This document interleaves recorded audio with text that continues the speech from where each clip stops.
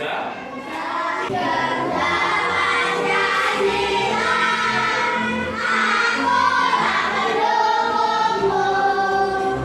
semangat? Semangat.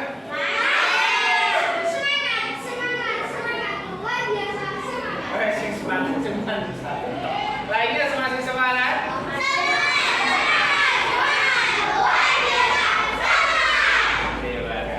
Oke, selanjutnya sebelum kita masuk pada materi pada pagi hari ini, masuk semuanya? Alhamdulillah. Hari ini kita masih bisa berkumpul kembali dalam keadaan sehat dan yang pastinya semuanya masih seperti yang sudah Pak Ufran katakan tadi, hari ini kita akan belajar mengenai surat Al-Maun, di mana nanti untuk pelajaran kali ini nanti insya Allah insya Allah. Namun sebelum kita jauh lebih mendalam belajar surat Al-Maun, saya tanya di rumah punya Al-Quran? Punya? Siapa yang bisa baca Al-Quran? Terus selanjutnya, sesuai dengan pelajaran Al-Maun, siapa yang sudah hafal surat Al-Maun? Alhamdulillah. Keren. Nah, terus selanjutnya, siapa? Tadi kan sudah hafal. Siapa yang sudah tahu isi kandungan surat Al-Maun? Oke, bisa. Pak belum semuanya iya, karena hari ini memang pelajarannya surat Al-Maun. Berarti nanti insya Allah semuanya dalam kelas ini insya Allah nanti paham maksud dari surat Al-Maun. Oke, sebelum Pak Ufran lanjutkan, sebelumnya Pak Ufran akan membacakan sedikit mengenai tujuan pembelajaran untuk hari ini, yaitu pertama peserta didik mampu membaca dan menghafal. Tadi alhamdulillah kalian sudah hafal semuanya. Terus selanjutnya isi pokok. Nah ini nanti akan kita pelajari. Terus yang ketiga, kalian menerapkan dalam kehidupan sehari-hari sesuai dengan isi pokok surat Al-Maun. Kelihatan semuanya? Oke. Sebelum kita mulai, kita baca bersama dulu surat Al-Maun. Diawali dengan ta'awudz, diakhiri dengan tasbih. Kita mulai 1, 2, 3. A'udzu billahi minasyaitonir rajim. Surat Al-Maun. Siapa yang sudah tahu arti dari surat Al-Maun? Ya, Mas Alif. Barang yang berguna. Surat Al-Maun artinya barang yang berguna. Nah, surat Al-Maun itu kan termasuk dalam Al-Quran. Yang kedua segini. Kalau kalian di rumah, coba dibuka Al-Quran, nanti dicari surat Al-Maun itu tempatnya yang mana sih Pak? Nah, kalau kalian cari di rumah, surat Al-Maun itu tempatnya paling belakang. Antara surat Al-Quraish dan surat Al-Kahfi. Bukan Al-Kahfi, Al-Kahfi. Nah, saya tanya, siapa yang tahu nomor urut berapa sih surat? Ya Mas Adi? 107. Nomornya 107. Nah di sini surat Al-Maun itu tergolong surat Makkiyah. Kenapa Pak disebut dengan surat Makkiyah? Karena turunnya di kota Makkah. Selanjutnya, arti ayat surat Al-Maun.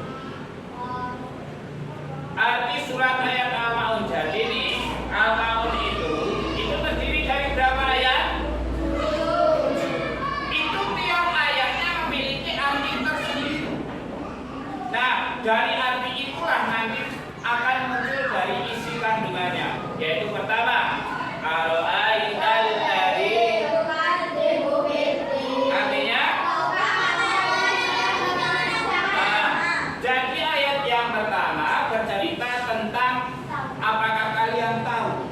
Siapa tahu yang termasuk ciri pendusta agama. Lanjut, ayat yang kedua.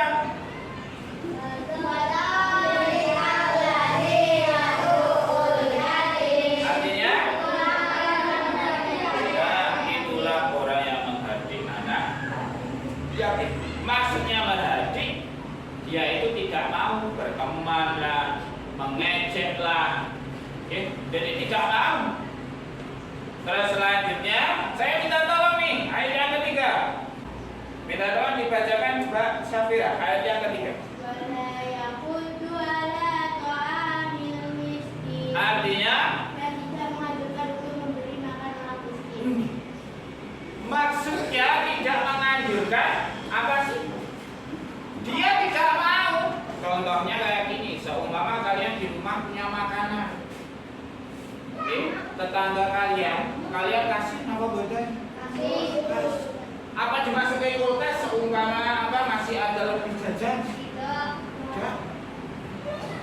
Temennya ada ya tidak membawa sapu. Ya, temennya ada yang tidak beli jajan. Padahal kamu punya jajan. Di kantin kalian beli es krim. Wah. Ya, temennya tidak punya. Kok ini? Apa kasih? Kasih. Ya. Terus selanjutnya ayat yang keempat dibaca. Saya minta tolong Mbak Tiara. Artinya, oke, celakalah orang-orang yang melaksanakan sholat. Pak, sholat kok celaka sih Pak? Yang maksudnya gimana? Ayat selanjutnya, ayat yang kelima, coba dibaca. Mbak Arista.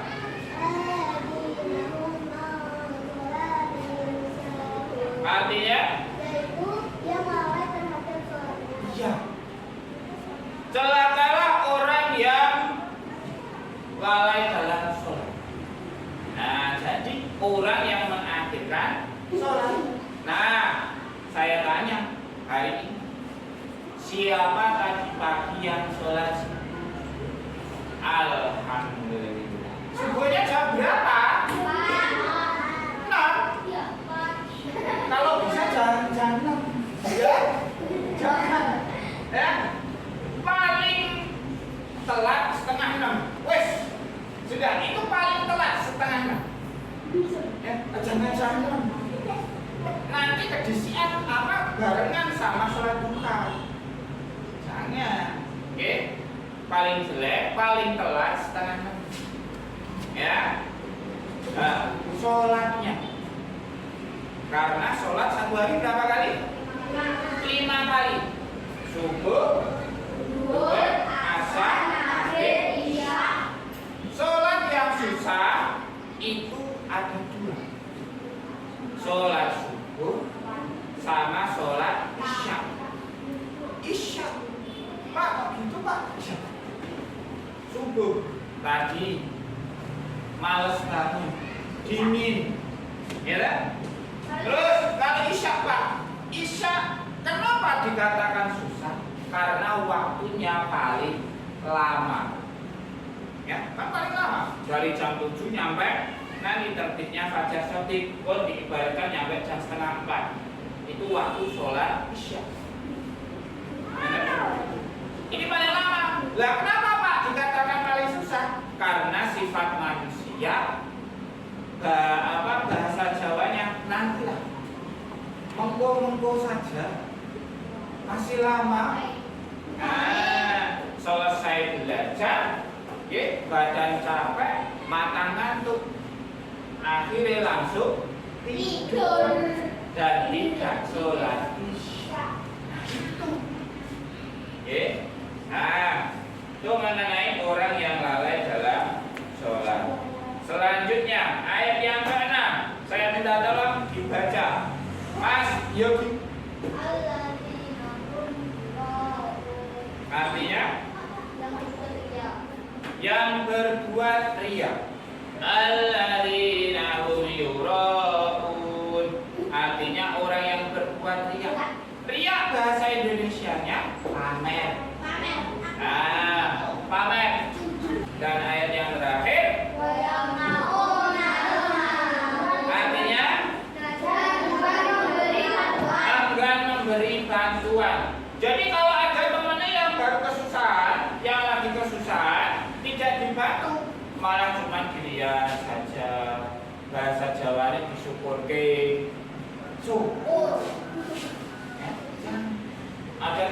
jatuh dari sepeda, diguyu sih ya, iya. Nah baru ditolong, tetap harus diban. Nah, itu tadi arti ayat 1-nya, Pak. Lah, di ringkas ini, di sini Pak Gufron tampilkan ada 5 ciri pendusta agama tadi. Pertama, menghasut anak. Yang kedua, terus yang ketiga, 4, 5. Saya tanya, kalian pengen kayak ini?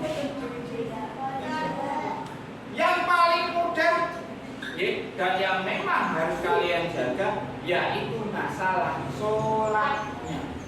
Janganlah kita termasuk sebagai golongan orang yang nomor 3. Jangan. Nomor 3 apa? Lalai dalam sholat. Jangan. Waktunya sholat, sholat. Waktunya sholat asar, sholat asar. Jangan sholat asar kamu kerjakan, mau masuk sholat maghrib, jangan. 5:30 mungkin, jangan. Ya. Sholat zuhur kamu kerjakan jam 3 kurang 15 menit, jangan. Ya, itu namanya mengakhirkan sholat. Jadi paling mudah dan memang harus kita jaga itu adalah sholat. Oke, dan nyampe sini ada yang ditanyakan. Ya, kalau kalian? Pak, kalau kita masuk masjid terus kita tuh nggak tahu tuh, anu Pak, doanya tuh kayak gimana tuh, mak gerak-gerak doang tuh, salah nggak? Maksudnya sholat dalam masjid tapi tidak tahu doanya. Nah, gini, bagus pertanyaannya. Terima kasih Mbak Novalia. Jadi Pak, seumpama itu saya sholat, tapi tidak tahu gerakannya, tidak tahu doanya pada tiap gerakannya, sholatnya gimana Pak? Sholat yang wajib dibaca, apa yang wajib dibaca itu adalah surat Al-Fatihah. Asalkan kamu membaca surat Al-Fatihah, terus gerakannya itu urut dalam artian baruku, iktidal, setelah itu sujud, insya Allah sholatnya sah. Karena ada urut. Pak, saya nggak hafal doa duduk di antara dua sujud, nggak apa-apa. Itu hukumnya yang harus dibaca surat Al-Fatihah. Ya kan? Terus tahiyat awal dan tahiyat akhir itu harus niatnya pun juga harus. Nah, asalkan beberapa itu tadi mulai dari niat, takbiratul ihram, surat Al-Fatihah kamu baca, tahiyat awal dan akhir kamu baca, terus salam itu sudah kamu lakukan, insya Allah sholatnya sah. Yang penting itu harus urut. Lah Pak, seumpama tidak urut Pak, setelah takbir langsung sujud Pak, ya tidak boleh. Ya, Pak saya nggak hafal apa doa-doanya Pak. Paling enak kalau sholat di dalam masjid atau di musola ikut sholat jamaah. Ikut sholat jamaah. Ibarat kita naik bis.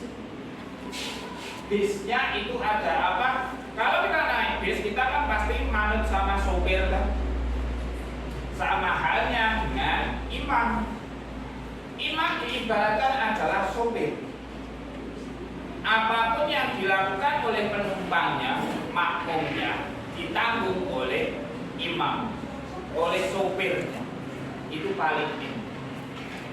Jadi kekurangan kita sholat jamaah ditanggung oleh imamnya. Nah, tapi kalau sholat sendiri ya kan, mulai dari takbir sampai salam itu harus terpenuhi semua. Itu ya Mbak Novalia. Ada lagi? Tidak ada? Nah, kalau tidak ada pertanyaan lagi, kita lanjutkan. Ini ada, di sini sudah saya tampilkan, ada beberapa tugas. Tugas ini nomor 1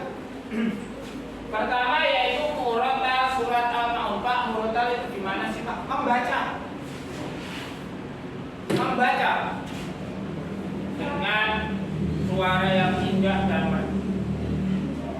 2. Membaca puisi. 3. Menulis surat Al-Maun. Ini saya bagi menjadi 3 kelompok. Kelompok 1, kelompok 2, kelompok 3. Saya beri kesempatan dulu dari kelompok 1. Dari ketiga pilihan ini, kelompok 1 pilih yang nomor berapa? Nomor berapa? Nomor 1, Murotal surat Al-Maun. Terus dari kelompok 2, berarti masih ada 2 pilihan. 2? Tenang? Tenang? Ya. Berarti kelompok 2 memilih membaca puisi. Selanjutnya, ya berarti kelompok 3 harus kalau pilihan ya. Sudah, kelompok 3 berarti menulis surat Al-Maun. Kelompok 3 berarti nanti menulis surat Al-Maun.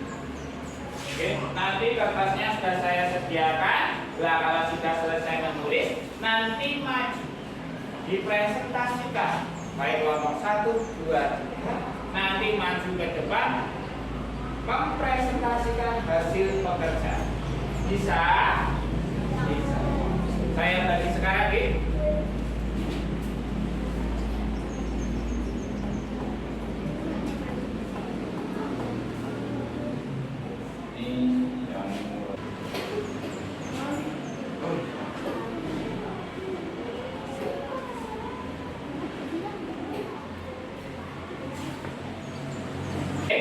Sudah selesai semuanya? Sudah. Bisa kita mulai, Dik? Kita mulai mempresentasikan atau melihat hasil diskusi dari kelompok 1, 2, dan 3. Kita mulai dulu dari kelompok mana dulu nih? 3. Kelompok 1 yang setuju kelompok 1, tunjuk jari. Ya, berarti yang maju dulu kelompok 1. Silakan dari kelompok 1 maju ke depan, menempatkan posisi. Silakan.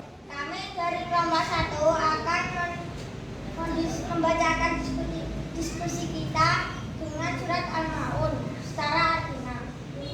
Silakan.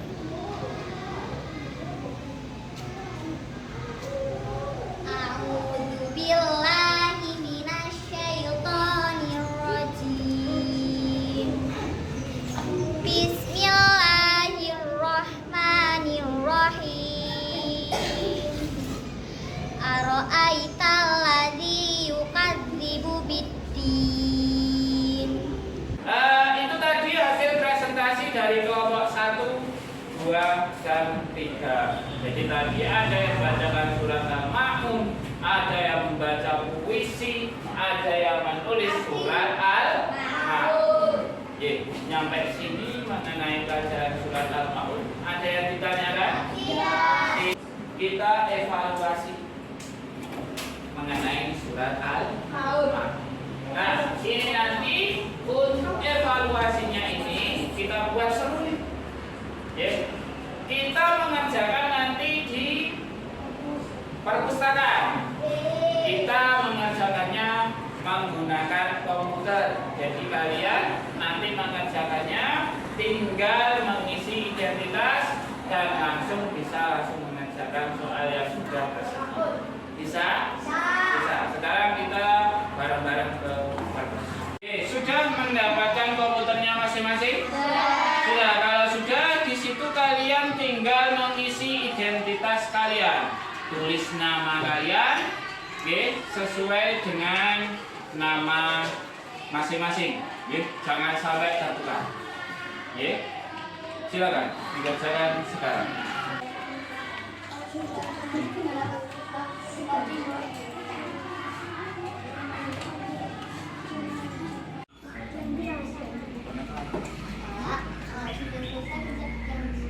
Iya, kalau sudah selesai mengerjakan dikirimkan. Sudah selesai semuanya? Sudah. Sudah terlihat nilainya? Ada yang dapat 100? 95? 90? Siap, Mbak Arista? Keren. 85? Alhamdulillah, keren. Jadi nanti nilai yang di atas KKM nanti akan mendapatkan pengayaan. Lah nanti nilai yang di bawah KKM akan mendapatkan remedial. Gitu, Gi. Nah, sebelum kita tutup pelajaran hari ini, saya pengen tanya dulu. Seru apa enggak? Seru.